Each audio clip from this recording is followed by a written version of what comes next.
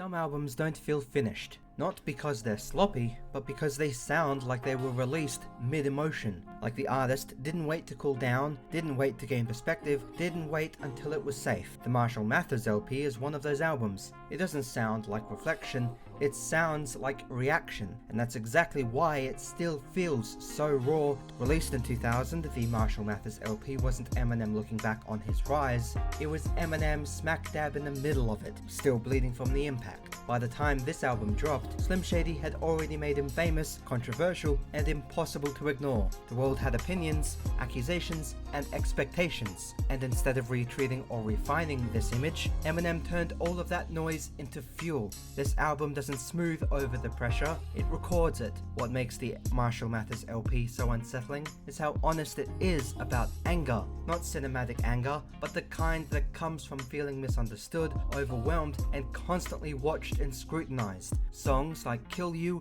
Who Knew, and The Way I Am aren't just aggressive, they are defensive. They sound like someone arguing with the world in real time, refusing to be edited or explained away. But that's only half of the album's power, because sitting right next to that fury are moments of eerie calm and devastating restraint. Stan doesn't raise its voice, it doesn't need to. Its impact comes from patience, structure, and silence. Even the real Slim Shady, wrapped up in satire and humor, carries an undercurrent of exhaustion with fame, identity, and performance. The album doesn't just shout, it knows exactly when to stop talking. What makes this even more striking is that this was only Eminem's second studio album. Most artists don't reach this level of emotional exposure until much later in their careers. Eminem, however, didn't decide to wait. He released the album while the pressure was still crushing him, while the anger was still fresh, while the contradictions hadn't been resolved. That immediacy is what makes the honesty feel almost uncomfortable. The Marshall Mathers LP feels raw because it refuses to pick a single version of Eminem to present. Slim Shady and Marshall Mathers coexist here: rage and restraint, chaos and control, humor and pain. The album doesn't ask you to sympathize or condemn, it simply puts you in the room with them, mid-thought, mid-outburst, mid-realization. And that unfiltered moment is what makes the honesty hit as hard as it does. The anger on the Marshall Mathers LP doesn't feel stylized, it doesn't feel rehearsed or theatrical, it feels unprocessed. That's the key difference between this album and most angry records that followed it. Eminem isn't presenting rage as an aesthetic, he's documenting it as a condition. The album captures a moment where success hasn't brought clarity yet, only pressure, paranoia, and defiance. Tracks like Kill You and Who Knew aren't just confrontational, they are reactive. They sound like arguments sparked by headlines, critics, politicians, and public outrage that hadn't even begun to fully settle yet. Eminem isn't responding from a place of control, he is responding because he feels cornered and scrutinized. The rage isn't about domination, it's about survival. There's a constant sense that he's defending himself against being misunderstood, reduced, or rewritten by forces outside of his control. What makes this anger feel raw is how little distance exists between the feeling and the recording. Eminem isn't narrating anger after the fact, he's still inside it. Lines come off sharp, impulsive, and sometimes reckless, not because he's careless, but because he refuses to soften them. The album doesn't pause to explain itself, it doesn't walk the listener through moral framing, it simply unloads. The Way I Am is the clearest example of this mindset. It isn't a diss track or a performance piece, it's a declaration of refusal. Eminem isn't asking to be misunderstood, he's drawing a boundary. The song isn't built around frustration, with expectations, with being asked to censor himself, to become a spokesperson or even a role model he never agreed to be in the first place. That honesty feels dangerous because it isn't filtered through maturity or hindsight, it's pure resistance. Importantly, this anger never feels empty. It's fueled by something deeper: fear of being controlled, fear of losing identity, fear of becoming a product instead of a person. That's why this album doesn't feel like a victory lap, despite Eminem's rapid rise at the time. It feels like someone bracing themselves against impact, swinging outward because standing still feels impossible. The rawness comes from how exposed that emotional state is. Eminem doesn't disguise his volatility as strength, he lets it exist in its messy, sometimes unforgettable form, and by doing so, the Marshall Mathers LP captures a version of anger that feels human, ugly, defensive, loud, and unresolved. If the Marshall Mathers LP were only rage, it would be exhausting. What gives this album its lasting power and what deepens its honesty is its ability to pull back just as effectively as it explodes in your face. The quiet moments don't contradict the anger, they contextualize it, they show that beneath the volume is awareness, restraint, and a disturbing level of emotional precision. Stan is the most obvious example, but its power goes beyond just mere storytelling. The song works because Eminem doesn't rush it. He allows silence, repetition, and slow escalation to do the heavy lifting here. There's no yelling here, no aggression whatsoever. The horror unfolds through patience. By the time Eminem finally raises his voice at the end, it feels earned and devastating. That control is what makes the album feel honest rather than indulgent. Eminem knows when not to speak. He understands that restraint can be louder than the shock. Even in a song like The Real Slim Shady, which is wrapped up in humor and satire, there's a sense of wariness beneath the jokes. It's funny, yes, but it's also tired. Tired of being misunderstood. Tired of playing a character that the public demands while simultaneously condemning, because this balance between chaos and control is what separates Eminem from many of his imitators. Anyone can shout, anyone can provoke. What's difficult is knowing when to stop, and the Marshall Mathers LP demonstrates that Eminem already understood that instinctively.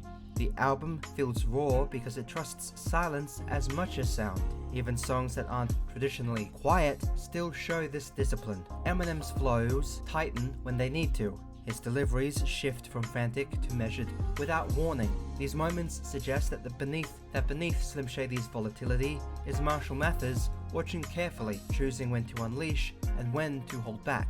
The presence of control tells us that rage isn't mindless, it is intentional, even when it's messy. Eminem knows exactly what he's saying and how it will land, he simply refuses to dilute it. That refusal is what makes the honesty feel confrontational.